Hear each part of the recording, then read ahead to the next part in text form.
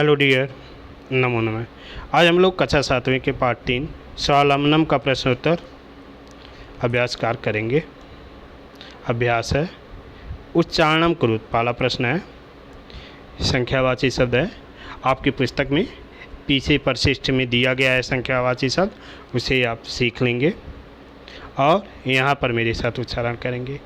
विंशति, त्रिंशत्, चत्वारिंशत्, द्वाविंशति, द्वात्रिंशत्, द्विचत्वारिंशत्, चतुर्विंशति, त्रयस्त्रिंशत्, त्रयश्चत्वारिंशत्, पंचविंशति, चतुस्त्रिंशत्, चतुश्चत्वारिंशत्, अष्टाविंशति, अष्टात्रिंशत्, सप्तचत्वारिंशत्, नवविंशति, नवत्रिंशत्, पंचाशत्।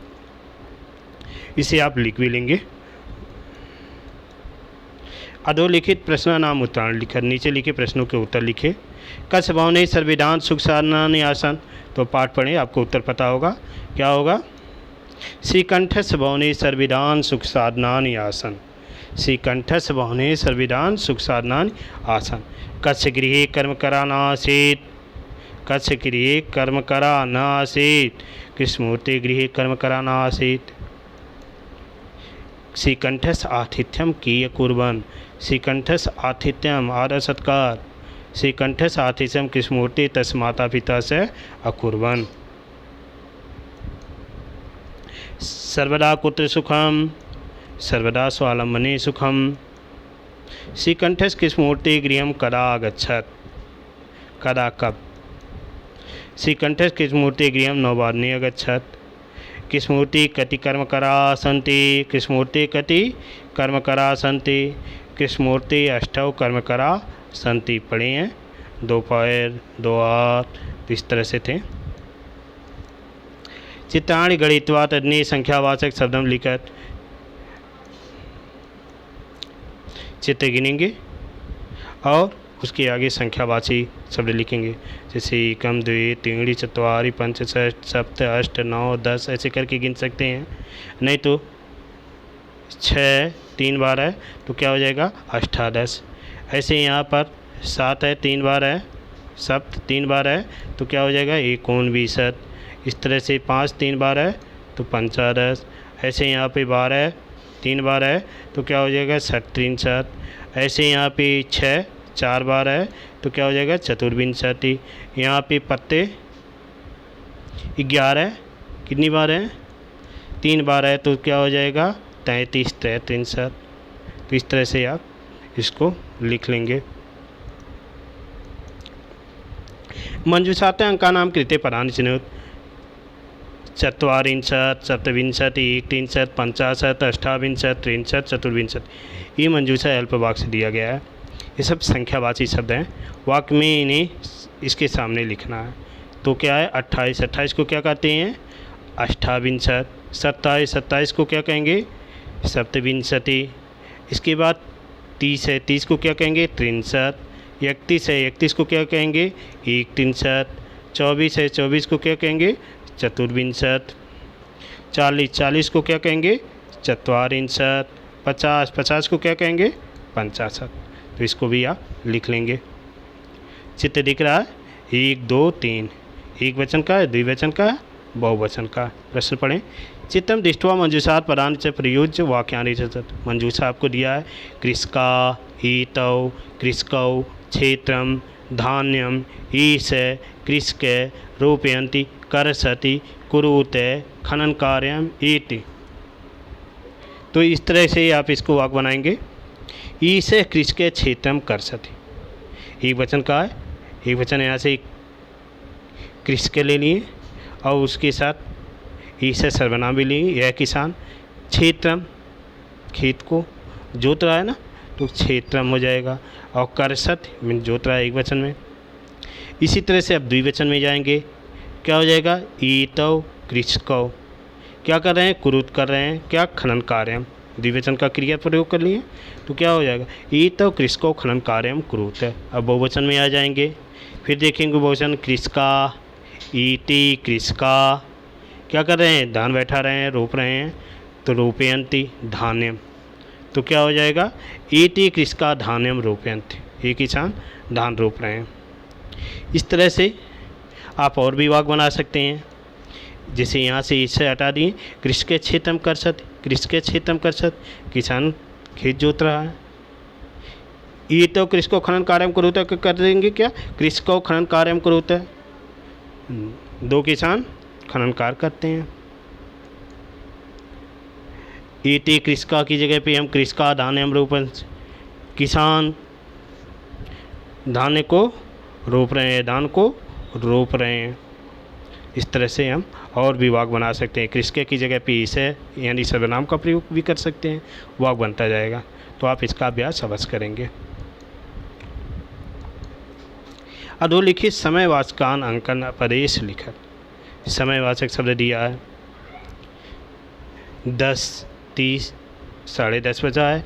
सार 10 वादनम यानी 30 को सार्ध कहते हैं, और 10 वादनम मीन्स बजे, वादनम मीन्स बजे, और 10 बज रहा है।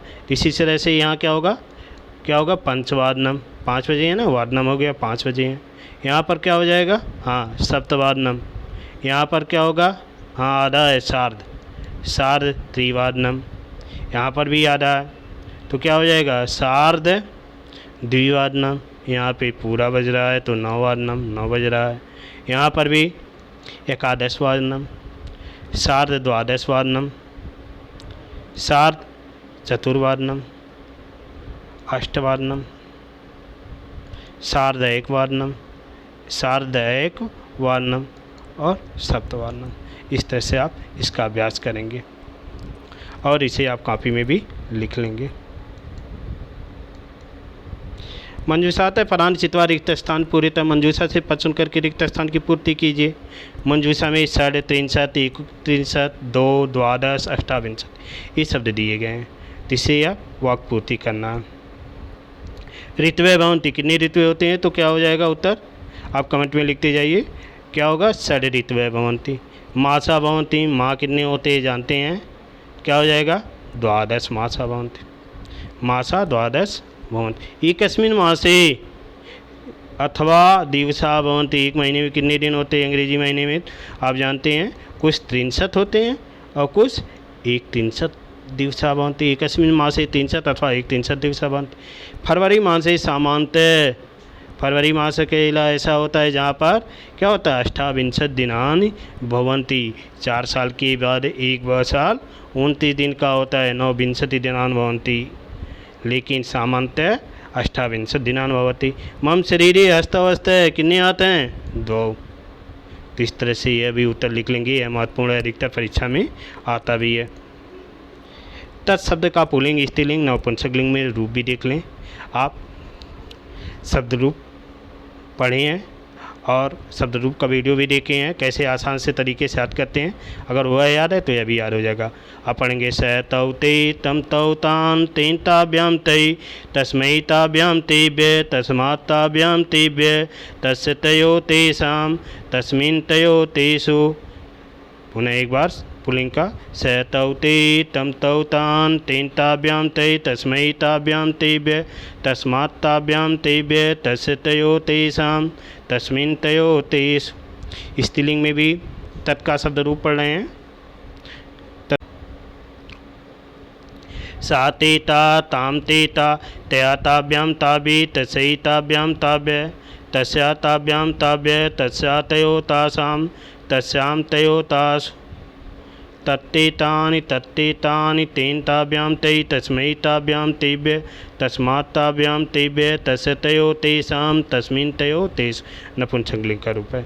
इस तरह से हम शब्द रूप को पढ़ेंगे और लिखेंगे भी, तो अच्छी तरह से इसे सीख लेंगे।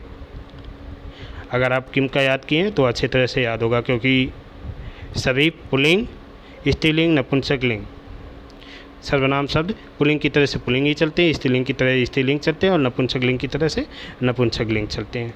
चलिए आगे देखते हैं। बोर्ड आधारित प्रश्न कुछ क्विज हैं, तो इसे आप कीजिएगा। कस्य गृहे कर्मकरा न आसीत्, ऑप्शन देते जाइए। कस्य गृहे कर्मकरा न आसीत्। दूसरा है कति ऋतवः भवन्ति, कितनी ऋतुएँ होती हैं। उत्तर ऑप्शन में देते जाइए। किस्मूर्ते कति कर्मकरा सन्ति, उत्तर देते जाइए। किस्मूर्ते कति कर्मकरा सन्ति। आगे प्रत्येक चतुर्वर्षे फरवरी मासे कति दिनानि भवन्ति। ठीक, अब आइए उत्तर मिलान कीजिए। कस्य गृहे कर्मकरान् आसीत्? कृष्णमूर्ते। कति ऋतवः भवन्ति? कितने ऋतु होते हैं? तो षड्। कृष्णमूर्ते कति कर्मकरा सन्ति? न कोऽपि। उत्तर होगा न। बाबा नहीं समझना, न कोऽपि। कृष्णमूर्ति के पास कोई भी कर्मकर नहीं थे। किसके पास थे? श्रीकंठ के पास थे। श्रीकंठ के पास थे कर्मकरा। अगर इनके पास थे तो अष्टौ। कितने होते हैं? अष्टौ। प्रत्येक चतुर्वर्षे फरवरी मासे कति दिनानि भवन्ति? तो कितना होता है? 29 बताया गया है। इस तरह से आगे देखिए। कै सामान्य कृषक पुत्र आसीत्? श्रीकंठ, कृष्णमूर्ति, कंठ, कृष्ण। जो सही ऑप्शन जल्दी लिखिए आप। अधुना कुत्र कोऽपि कर्मकरा न अस्ति? गृहे, मंदिरे, देव विद्यालये, मार्गे। प्रत्येक वर्षे फरवरी मासे कति दिनानि भवन्ति? 28, 29, 30, 31, जो भी है आप उत्तर लिखते जाइए। एकस्मिन् वर्षे कति मासा भवन्ति? 3, 12, 18 खड्। तो उत्तर देखिए कृष्णमूर्ते। दूसरे का अधुना कुत्र कोऽपि कर्मकरान् अस्ति? तो कहाँ है? गृहे पर नहीं है। प्रत्येक वर्षे फरवरी मासे कति दिनानि भवन्ति? 28। एकस्मिन् वर्षे कति मासा भवन्ति? 12। इस तरह से आप करेंगे। धन्यवाद। आज बस इतना है, फिर मिलते हैं अगले वीडियो में।